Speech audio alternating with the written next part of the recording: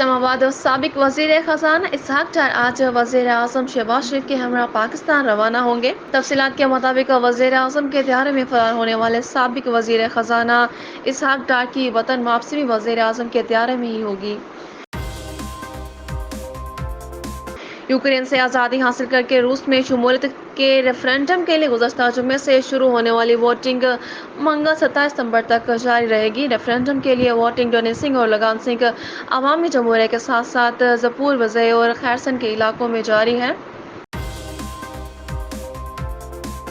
کراچی کے ضلع کورنگی میں پولیس موبائل کی کار چوری کی واردات میں ملوث ہونے کا انکشاف ہوا ہے۔